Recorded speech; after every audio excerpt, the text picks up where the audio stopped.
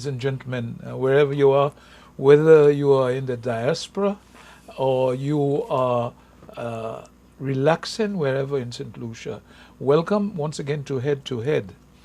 Well, tonight, as far as I'm concerned, I've brought on a special person because he's a man who has worked his way up from the time he was a little boy, and not only that, and I'm sure that he was like me. We were in the throes of poverty, so to speak, but we didn't see it as poverty because we enjoyed life so much, because life was given to us. And he's well respected man today, as academically, that is, and very quiet. And you may ask, why is he so quiet? But he's always working. He's always pounding, and helping others. That's what it's all about. And he has his BSc in finance. He also has his MBA in business management and finance. And lo and behold, he holds an LLB in law. He has been an avid sportsman, without a shadow of doubt, played cricket, football, you name it, and has risen to the highest level in cricket to an extent, so much so he's on the board of the West Indies Cricket Board, that is. He played minor counties cricket in England, and that brings back a lot of memories for me. Currently holds the position of manager of special loans, was the president of the St. Lucia Cricket Association. I can't believe it, that it was from 2009 to 2019. 10 l'année, as they say, 10 years. I was the captain of St. Lucia, oh good Lord, for 10 years, and Windward Islands for 4 years. And I'm sure that the more I speak, the more you keep saying, well, I know that is anyhow. But I want you to know a little bit about him, and then you make up your mind.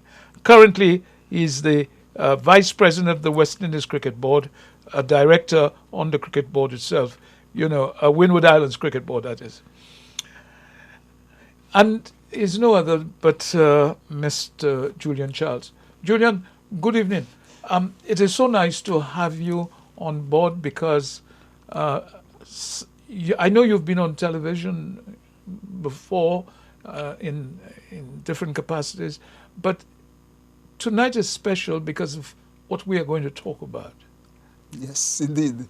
Thank you. Good night, Dennis. Good.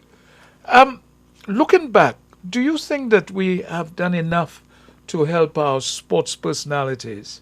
A case in question was a particular lady, high jumper, who everybody thought, more so in government, that she had passed her, gone past the stage, and yet this lady came because she had confidence in herself and now is a well-known high jumper in the world.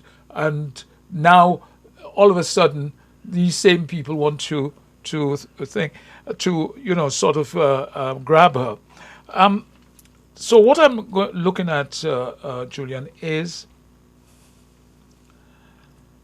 do you think that this, in other words, what is your view of a government would do, if you were in government, to improve sports by aligning it to the academics? Because I'll tell you why. Because a lot of the time we just think of the sports. We don't think of, educating our people to be in sports, so to speak. So they are sportsmen, but they're also academics, and they're helping the country. Yes. Thank you, Dennis, and good day, good evening to viewers in St. Lucia and around the world. Dennis, I think that's a very pertinent question, absolutely important, because, a lot of times people think that education and sports do not go together. I mean, when we were growing up, as you were relating to me, our parents would say, quitte fil sa bat musique, I quitte odeye. But the reality is that there is this nexus between sports and education. And one thing I've always told people is that when you speak to the legends that we've had way before us. And in those days, they didn't have secondary schools, a lot of them, to go to, and universities to go to. But one thing they leave you with is that how intelligent they are. Correct. And how they were able to analyze things. So it's dawned on me that, listen, these were not just they were the best cricketers, they were probably the best brains in the Caribbean as well. It's just that they didn't have the opportunity to distinguish themselves in the academic field. And when you look at countries like England and Australia and India, a lot of these players who play over the years have tied education and sports together. A lot of them are college degrees, college graduates. And even now, the West Indies has moved in that direction. A lot of the players, Holder and Braffett and all of them have done tertiary education. And then, so you could see the development of the sports and the person goes hand in hand. Because increasingly you need to make difficult decisions. Yes. On the field. You have to analyze, you have to be able to think on your feet. You have to be able to relax, and education helps you, that kind of experience in educating yourself helps you. So we really have not done enough in St. Lucia to bring the two together. In fact, we have not done enough in sports in St. Lucia. Correct. Many sports people have been frustrated in St. Lucia. Very few people have stayed in St. Lucia and done very well in sports. You will realize that people who have had to go out, to have any kind of recognition or to get to any standard. I can use myself as an example. It was only after I went to England that I saw the development I was looking for, and then I was able to get onto the West Indies team and had a suitable career. And you look at even people like John Eugene and Darren Sammy and these people, they had to go out. And then they started improving. Yes. But the reason why I ask you that question too is you mentioned England, and the majority of people who play cricket in England for England are also ex-university grads. But I thought it was only there that I was seeing that. But when I look at New Zealand, I look at Australia now, and I'm saying, but there is a link between sports. And as you just mentioned, because you have to make the analysis.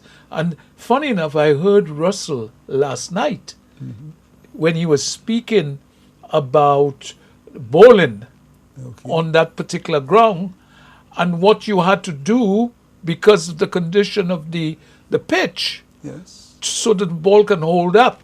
That's right. And batsmen are playing shots and the ball is not there. Right. And we had to, he said, analyze that before the match. And they had instructed us, the bowlers, when we're bowling, what to do, what not to do, how to hold the ball, in what angle, And I'm saying, but in life, that's what it is, academically. Yes, absolutely. And again, we can go back to England. That when I was surprised when I went up, that around 1985, that sports was tied in the education. In that, in the middle of the day, I was a coach up there, coaching with my club. But in the middle of the day, at 10 o'clock in the morning, you take the train out to go on the cricket field, coach them, and then they're back in the classroom at 11 o'clock, and just go back to school. So it was for football, for cricket, and many other sports. And it's something that we don't see there. I'm talking about 1985.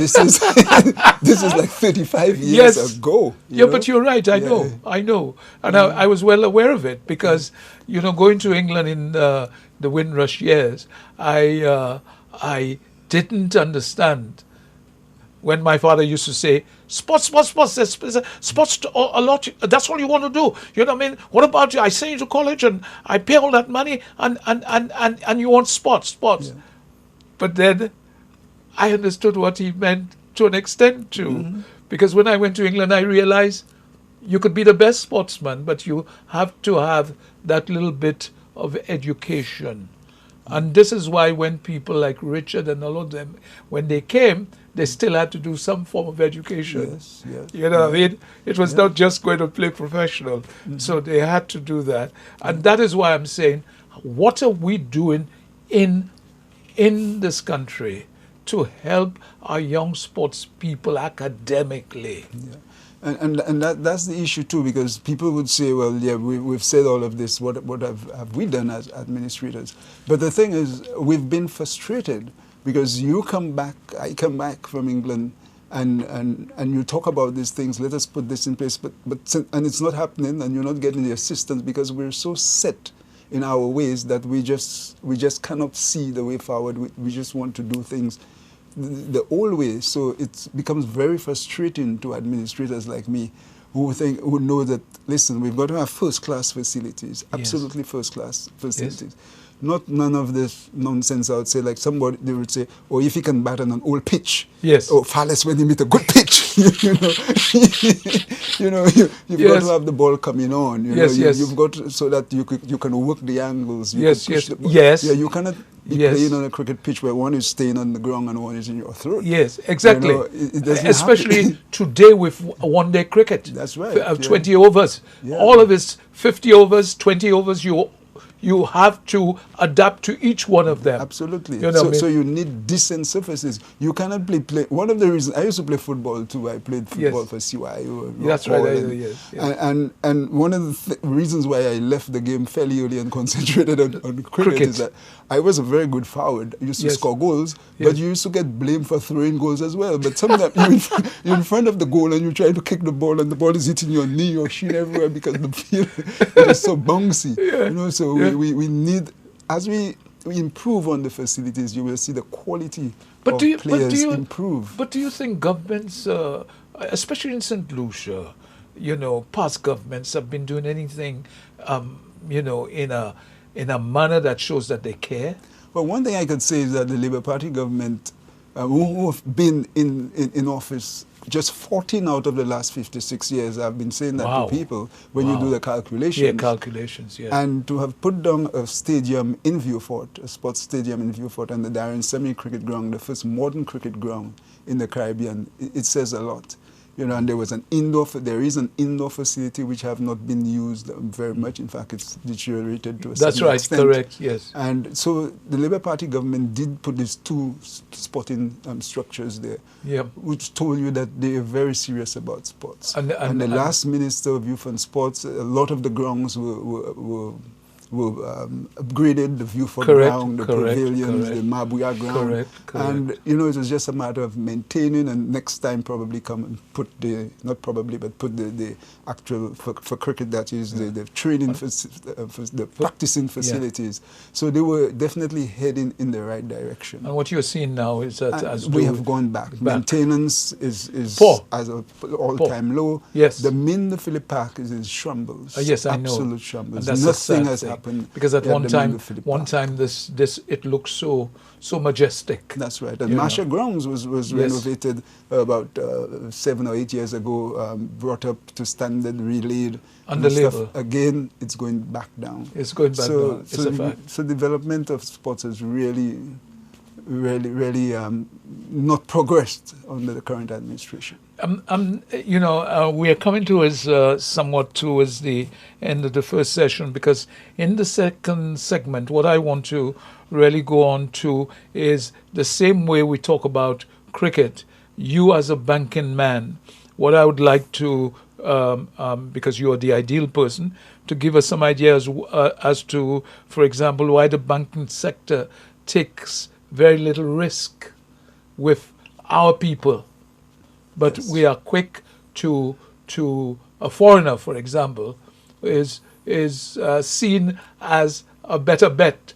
I hate to say it to you, more so if you come with, I will say it openly, if you come with a white skin, and you say I'm so and so, so and so, so and so, we tend to say, well, credit-wise, that person must be good, better than the black individual or the dark individual or the indigenous individual. And I'm saying to myself, no, because some of us have business sense too, and we want to be small entrepreneurs, but we're not given that opportunity. And maybe you are the right person because you're a loans man, and I thought I better hit that with you. So when we come to the next segment, I want you to answer that, and then I want to go on to even more, um, um, even far more serious question about you as the individual now. Welcome back to Head to Head, and tonight I have Mr. Julian Charles with me, a well-renowned sportsman and academic, and someone who's been in the banking sector for over 30 years. And as I was saying before we ended the first session, was that I was going to come into I was coming on to ask him about banking and why we take very little risk, or the banks take very little risk with individuals from this country, but is prepared to take those risks with those who come from overseas, but looking a little different to us here, and why that is so. Why do you think? Well, if I have to go straight to the question, I guess historically we believe that people who are from the Caucasian race generally have more wealth than our own people, which is not necessarily so. And we also believe that some people with the Caucasian color are maybe more trustworthy or something like that. But what we have seen, if I have to be quite candid, is that a lot of times the financial institutions have fallen prey to these kind of individuals who come in from overseas as investors. And I mean, there are so many examples where they come in as investors, use our money, and disappear. Exactly. Now, it's I know it may sound controversial, but that has happened, and there are a lot of examples like this. So we really need to invest in our people. Correct. Now, part of the problem with investing in our people is that a lot of the times our people do not own land, right? So that is why it's important that governments assist people to own land, is that when you have land, you can go to the bank and say, I need X amount of money for X purpose, and you hold this, and of course I will lend you the money, and that is part of the issue. Another thing that's prohibiting or inhibiting the banks is that the banking laws has to do with how you repossess land, for example, if somebody for whatever reason cannot pay. It's very archaic in that the banks have great difficulty in trying to repossess, or trying to get the property back. In fact, they cannot even repossess it. It goes through the courts. You have to do what they call a judicial sale. So the bank would have to, if, for example, you cannot pay your loan, you may have a house worth $500,000. You owe the bank $100,000. You don't mind selling and get offered something for yourself, and the bank is settled. But the laws it is so tedious. It can take years. We have cases of 20 years where a bank is trying to sell a home, and that in itself, and then you see homes being homes all over the island just falling apart because of the banking laws. Yeah, but not even that. But if what you are saying is correct, what happens then? And because of the court cases taking so long, it becomes more and more expensive. That's right. So the money is being drained. Absolutely. Because at the end of the day, the person still have to pay their lawyers. The bank have to pay their lawyers. That's right. You know what I mean? And what are they going to get out of that? That's right. So the very law that came in to try to protect the homeowners, which is good, but at the same time it's a double-edged sword, because it is so difficult to dispose of the property, that what happens that the property deteriorates, the owner loses, the bank loses, everybody loses, and you do not have a secondary market where somebody could come and somebody who cannot afford a new house, for example, could buy a second-hand house, so to speak, and then, you know, they get the house, the bank gets the money, and the person most times, sometimes the older person moves away with some money that they can buy, live in a smaller house, because as you get older, most times it's difficult to maintain a bigger house. So that's right. A lot of people in Europe do that. They get a one-bedroom or two-bedroom apartment and stuff like that, and they're happy. Yeah. So we have to revamp the laws as much as we can to assist people, and the banks in moving forward. But I have to ask you one question, though. You haven't been in Europe and these places. Say, for example, if I had my account with Barclays Bank, and what I found was I had a deposit account and I had a current account, and in the deposit I get my interest, so to speak. Yeah. But in my current account, if my money stays there for a period of time and I don't use any of it, I still get interest on that too. Okay. Whereas in St. Lucia and you don't do that. That doesn't happen at all, which I find is strange. So we have not, in the banking sector, really modernized ourselves to what is happening in the bigger countries. And I know the banks in the Caribbean, especially when we're talking about risk, a lot of people don't realize it's not the bank's money that causes them to survive. It's the money that you put in the bank, and the bank making a little interest. That's and right. think that's what causes it to survive. I don't know what you think. Yeah, and the bank has a responsibility to safeguard depositors' money. Yes. Because it's the same money, your money, that the bank will use to give loans to somebody else. So they have a responsibility to secure your money, to make sure that when you come back for your money, that it's, exactly. that it's there with the interest as well. So yeah. it's a balancing act that the bank has to play. Well, Julian, I had to ask you that. As you are a banking man, I could not allow you to come here and not even talk about banking. Tell me something, Julian. When I'm looking at you and I am saying who are the people I think, potential people, because we have seen so many so-called politicians that have let us all down. And I'm saying, when I look at you, I'm saying this is the ideal man for politics. Do you have any intention of going into politics? Yes. In fact, Dennis, I have had an interest in politics from the time I was a boy. Really? And the thing is, the era in which we grew up in, you would know, in the 70s, it was a politically charged era. Yes. With a lot of, campaigning by George Odlum and Peter Josie and Mikey Pilgrim, and between 1974 and 1979, for 5 years straight, the Labour Party, would have been pounding the market steps and all over the country, raising people's awareness, and the United Workers' Party as well would have been engaged in raising people awareness. So I'm from that era where there were disturbances and there was tear gas and all kinds of things like that. You probably you would know about that. Yes. And so from that time, my interest was heightened. And it haven't gone back down at all. So. But you see, the reason why I'm asking you that too, and you say you're going to go into politics, because when I'm looking at your CV, I don't see that touch of the man in politics, because I'm seeing this man. I even see this man as a churchman.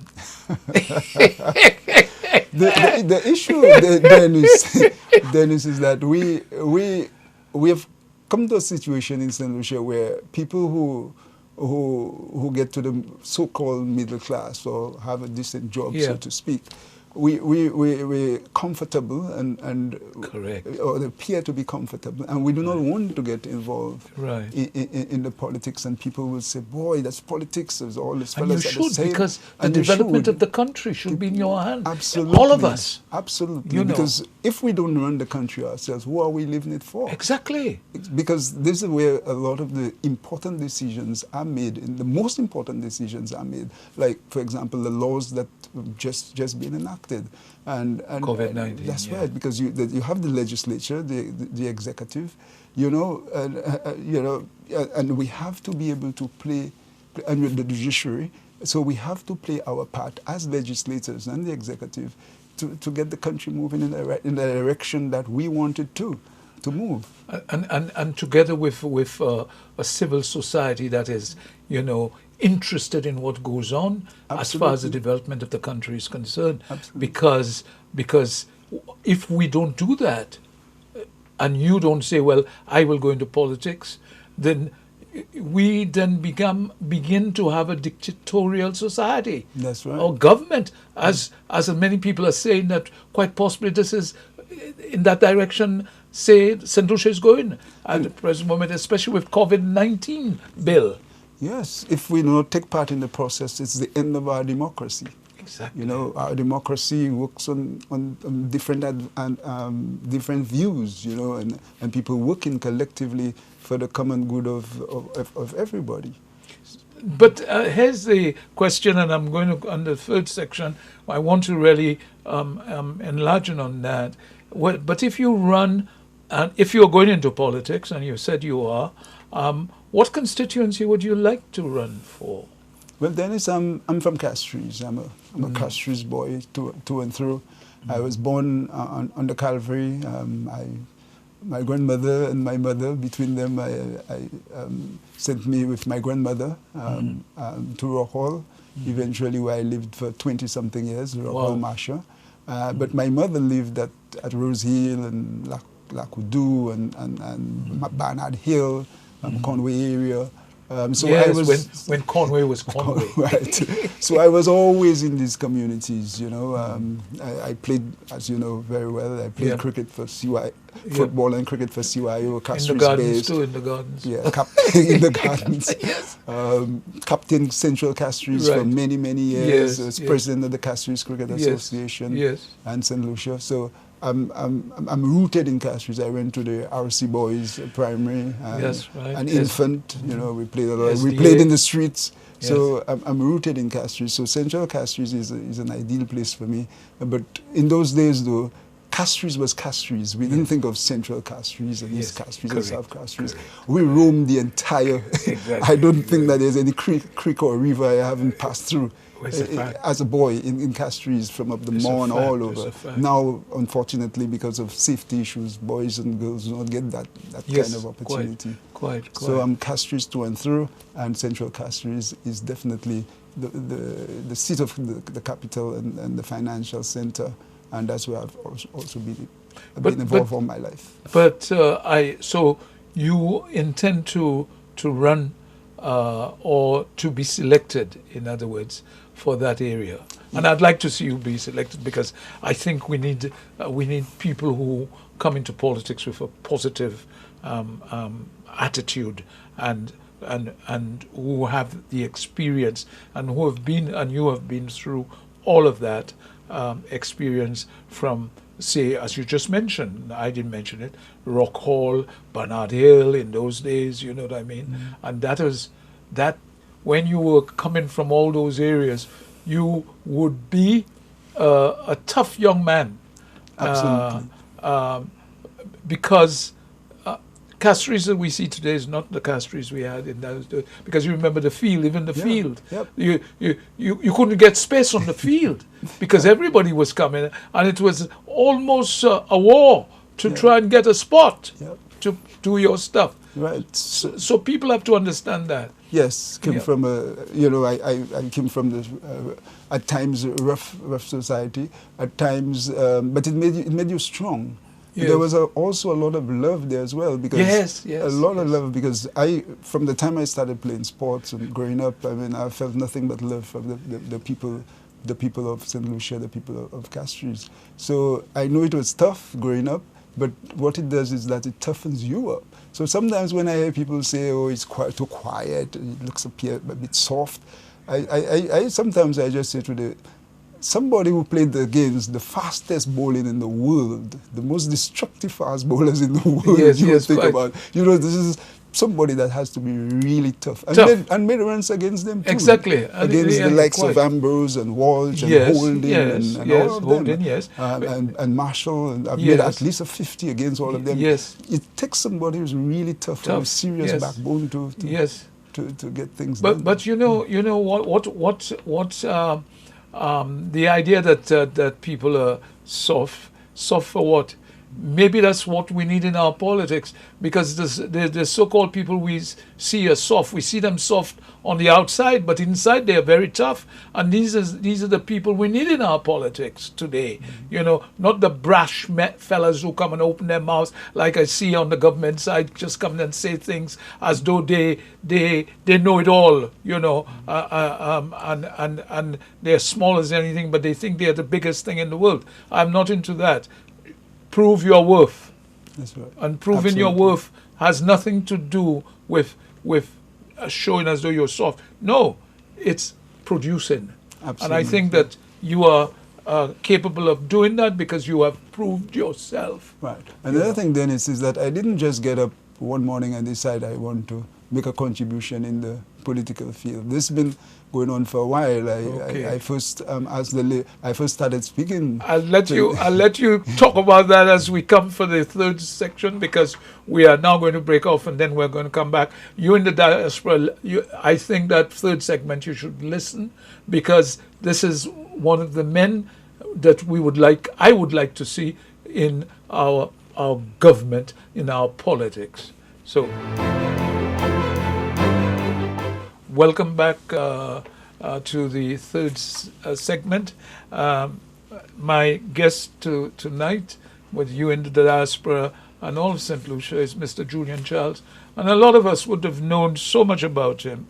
And consequently, he was about to tell us some of the things that he would like to do. So I'd like to ask him that question, dealing with what he was about to say. If you were elected, and the Labour Party was in power, because I think it's the Labour Party you'd like to run for, in what direction would you like to see the party go in? More so, if they are the government. But in the direction, I mean, in what would you see you would like to see done for Central Castries, but it has to tie in with the whole. Yeah. Yes, indeed. I'll just quickly say that, I didn't just get up and go into politics. I first showed an interest in 2011.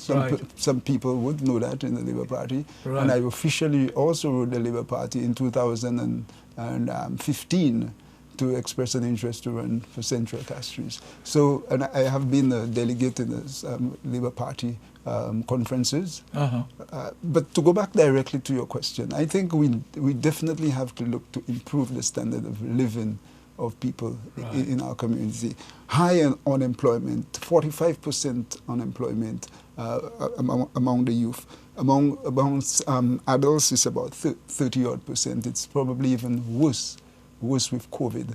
So this is an area that needs attention. I would like to see a Labour Party government move into these areas, Central Castries and other areas as well, and immediately start looking to upskill our people. Because I've been saying, it's not everybody is going to go to South and Louis for 2-3 years and be in a nice building. You got to get the people where they are. You need masons, you need carpenters, you need joiners, you need IT people. You need hairdressers. You need people to be able to who want financial who want assistance to start a business. They need to know how to prepare a cash flow statement, how to do a balance sheet. So you need to get in there and provide these services for the people so that they can assist themselves, because government will not be able to provide all the jobs, as we know. So we need this. We need to deal with help the elderly, because as people get older, they have various needs. They have contributed to society, they have paid the taxes. You need to be able to look at their pensions all the time, try to upgrade their pensions. You need to look at things like free transportation for them, free medical bills, because they've paid the dues to society and they're no longer able to. You have issues with young mothers, for example. Instead of castigating young mothers, we need to assist them as much as possible. We need 3 daycare. Now, I'm not saying that the Labour Party is promising all of this, but that is what I would like to see. You need daycare. The daycare fees are extremely high. How are people going to go to work if they cannot cannot pay daycare? You need free preschool for the young people. It's been a while now. We've been talking about free preschool. Preschool is very expensive. So we need to assist young families to be able to get to help them to get out of poverty. Yeah, I agree with you here, because I must say to you, at one time I had two in preschool, and it was costing me, and that is just for the fees, nearly $1,000 a month, and then you have to think of food, paying for their food, paying for all the little facilities that is necessary. And if you cannot do that, where do you go? Precisely. You need to improve on the school feeding program as well. Exactly. Because as you know, again, in Europe, you know that the schools are fed. I mean, I was surprised to see like 11 o'clock, 12 o'clock, bell ring, everybody, teachers, everybody go and eat. But to be able to do that, and you mentioned something, and I hope that people listened. We have to give our young population, more skills. Yes. The skills will help them to become small entrepreneurs. Yes. Businesses from overseas will realize we have the skills here, and they'll come. That's right. That helps in the development of the country. That's right. And when you are saying this, I must say to you that in 2016, on my second research fellowship in Taiwan, and I've mentioned that before, the Vice Minister of MOFA, Ministry of Foreign Affairs, came to me and asked me and said to me, Professor, what can we do for St. Lucia, in your view, to try and help with the development? I said the same thing that you just said there. Right. I said we need build an engineering school. Yes. Build new technology skill schools for us. Mm-hmm. Build it, man it, yes, and train our people. Yeah. And 5 years later, give it to us. That's right. Yeah. We need that. Yeah. So you are going in the right direction. Yeah, and I can say more. We need to develop sports as a career. I mean, Correct. We can export cricketers. I know it. Exactly. But of course. Trinidad, for example, were able to send so many people to the IPL, and they make millions of dollars. But it takes a while to put on the facilities and train them over 4, 5, 10 years. But as you just said, even Sammy had to go to England to get that training, that he had the potential, but he had to go to get that training. Right. And sports have so many careers. It's not just so many careers. Avenues. You have statisticians, you have commentators, you have physiotherapists, you have video analysts. Correct. You have referees. You even within football, you have a line coach, you have forward coach, a backward coach. Within cricket, you have the bowling coach, the fielding coach. Yes. And these areas, you actually make a very good living out of these areas. But my friend, the important thing to look at the different sports where you can export people, basketball, all these sorts of things now that pay a lot of money. Yes. And they can send these new remunerations back to us, absolutely, to their family, supporting their family. I think that there must be a new sea change, completely, regardless who come into power. But if Labour comes into power, they have to really look at the development of the country and for the youngsters to come. Of the people. That is why I like the emphasis of the development of the people. Put people first. People must be at the center and be the focus of anything that a new Labour Party government does. But what are you doing to assist in that at the present moment, as you wait to hear whether, I suppose, because I haven't heard anybody being selected, I pray and hope that you are, because I think we need new faces, we need new talent, and we need people that are that can contribute is most important, you know what I mean? Well, what Whether happened- they're quiet or not. What I've been doing is going around the community. I've been doing that for the last few months, talking to people, trying to find out their needs, their aspirations. And something that strikes out immediately at you around the CDC area, you would see that it needs painting, it needs upkeep, and some of the houses in the communities need beautifying. So as a start, we really need to paint or help paint these facilities, beautify the place. I think research has shown that when a place is beautiful, people feel better. More comfortable. More comfortable. It even determines their behavior. Correct. That's right. Correct. So we need to beautify these places. You have, for example, Georgeville, where you have a river which is overbearing with grass high. Debris. Right, and at the back of Lakudu, for example, the Masha River, even the height of the hurricane season, it's not cleaned. Yes. It's a mess, you know. So we need to be able to beautify these areas. Just yesterday, I was speaking to a gentleman who had not worked for many months, and a minibus was just parked in front of his home. He's saying it doesn't make sense to run the minibus because he's running it at a loss because of the rules. You know, so we need to be able to assist somebody like that to get into. He was looking for something else to do. You know, so we need to, at the very least, we should be talking to people who are unemployed. I think government policy have been like, oh, these people are unemployed, you just put them in a corner. No, but they're called mendicants. Right. But you need to talk to them. It is by talking, by having a register of all the unemployed people. And those you have trained as well, a register of people that you have trained, that you can have that register and know when opportunities come, where you go to give them the assistance that they need. But you know, Julian, if we don't put something in place to attract the injection of money, and by that people who want to invest because the skills are here, we will not go anywhere. Absolutely. Absolutely. You know, especially when you're talking about Central Castries. Yep. This is the center of our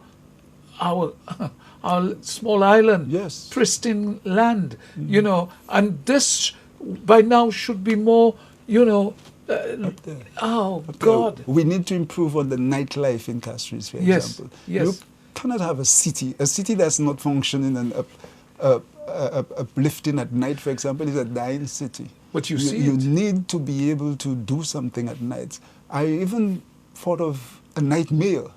that will help, you know, bring entertainment in the city. These nightly activities will bring jobs as well. You know, and as you bring jobs and people in the city in the night, you might just drive out whatever issues that you may have with crime. You know? I still believe too that in the first place you call it Central Castries, but you should develop Central Castries to make it look like the center of capital. I think so. The center of St. Lucia. You have the old courthouse, which, as you know, nothing is happening there. You have the old Ministry of Education building, the printery. You know, these areas need to be revamped, you know, to bring them back, new buildings. But even the CDC, as you said, need to be revamped. Yeah, absolutely. You know, it is. If it continues like that, it will just disintegrate. Yeah, and the residents are very concerned about it. Even there's a massive garbage problem in the CDCs as well. You know, that the residents are very concerned about. But what is the?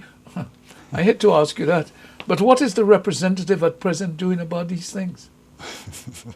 well, as far as I know, the residents are saying that they have not seen much of the representative. I have to be quite candid. But are they vigilant enough to go to make sure that things are done, and that lady, whoever it is, if it's a lady or man, is looking after Central Castries properly? Well, if once you've decided to enter this field to assist people, you have to be serious about it. Yes, indeed. You know, you have to be serious about it. You would have taken time, you think about it, and you know that's what you want to do.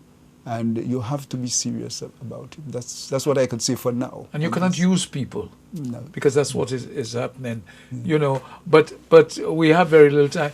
But what I'd like to ask you is, do you feel? It's a strange question. Do you feel comfortable that, at least that, you now have a vision of what you need for Central Castries should you get in? Yes, I'm very comfortable with this, Dennis, because one of the things I think we need to do is talk to people.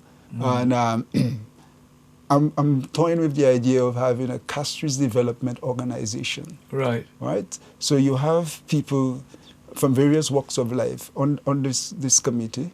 You have, for example, the Vendors Association. Yeah. Right? You have somebody from the Chamber of Commerce.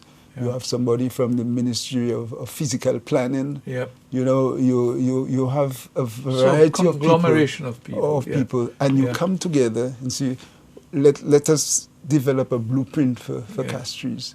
And the chairperson will have to be extremely serious about that. You lay down the vision, the mission, and then you report to whoever is the minister or the representative, who themselves have to be at this meeting. Yes. But a formal report as to how we move forward from there. We also have an employment committee, so to speak, somebody who look to drive the figure of employment up as much as possible. My last question to you is, how confident you feel then as to being the person who will represent Central Castries? Because I do think that if you did, you'd win Central Castries, in my view, anyhow. You know. I feel good about it, because when I walk around, the people see somebody they can identify with. Exactly. And I'm very flattered by the amount of appreciation people have shown to me. And they say to me that it's good to see a fresh face. And they wish me all the best. So I can say, going around the last few months, that it's been very encouraging. Trust me, I would, if it wasn't, I would not have still yes, indeed. Yeah. Well, Julian, to be honest with you, thanks for coming on Head to Head, and I believe that personally, I'm saying that to St. Lucians, I'm saying that to the Labour Party too. I think that you deserve your chance. You have contributed so much to this country, and this country too owes you, in a sense. And not only that, I think we need new people into our politics. And I think that you coming in, it would show that at least we are modernizing, the Labour Party that is modernizing the party itself and bringing in new blood. We need new blood. We cannot continue with the same failed people day in and day out, because even the representative of that constituency was in another party and had failed to represent people properly. So we need new faces, and I think your face on the scene now is just what politics needs in St. Lucia, whether you're the right or the left. And I thank you very much for coming on the show. Thanks very much. I enjoyed that. I wish it was longer, but I enjoyed it. And you in the diaspora, thank you very much. And St. Lucia, thank you very much. And I hope that you all in Central Castries do give Mr. Julian Charles your support. With that, I say thank you very, very much, and good night to you.